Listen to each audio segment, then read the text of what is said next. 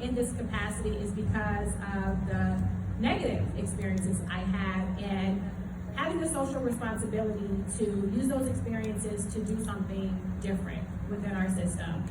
Coming up and, being told I was worthless and would never amount to anything, and literally and very intentionally becoming the person I am today with all my degrees and accolades and titles, it was to intentionally and very purposefully justify and legitimize myself in this space, a space that I knew people like me weren't normally welcomed in when it comes to changing policy and fighting against and resisting systems of oppression that were never meant and created for us.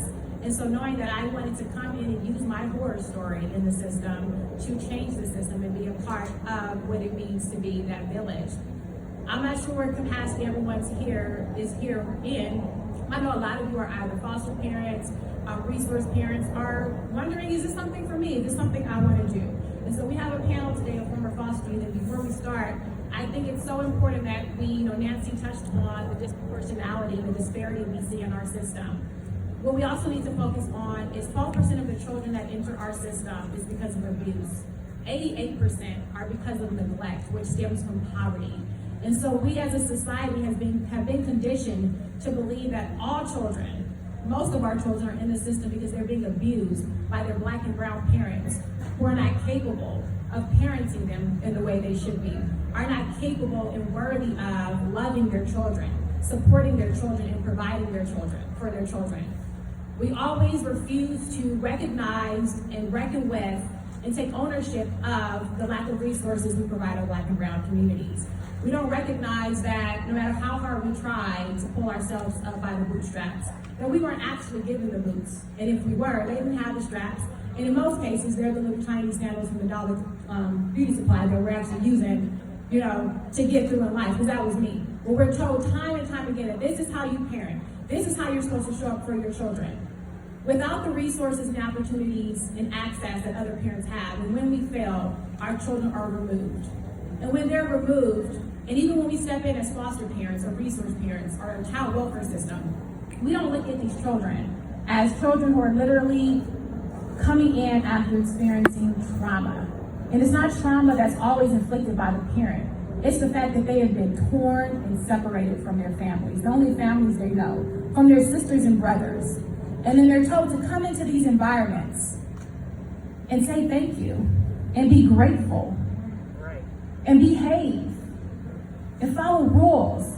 Like they are literally trying to wrap their minds around why the hell they're there in the first place. Why am I not with my mother? Why am I not with my father? Why is my sister or brother in a totally different location? And then we as foster parents or resource parents, whoever you are, also don't understand, because we're not told half the time that these children are going to come in needing not just your heart and your compassion and your love, they're going to need your patience too.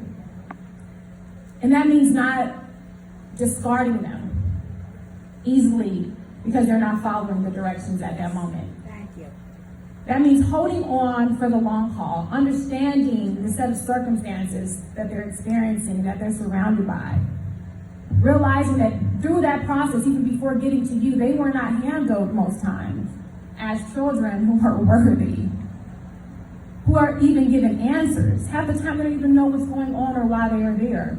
So if you're stepping up today to be a foster parent, and one, thank you, but two, realize the huge responsibility that you're stepping into.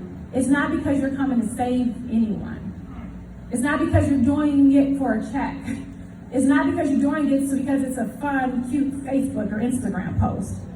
It's because we are saying that we realize that our children are stripped from their homes and their families, and that we want to be in to catch them in the interim, to be there to support and love them and let them know that we're not just going to work with you and understand you, but we're going to do everything in our power to make sure your parents, who most times need a little bit of help too, need a little bit of support too, need to be connected to resources too, and them knowing that their children are in a place or with a parent who's not trying to take their child from them, but are going to be there to step in as the village, as our neighbors, as our sisters and brothers, to let you know that I'm protecting your baby while we clear this, while we get this together, while we work through this system.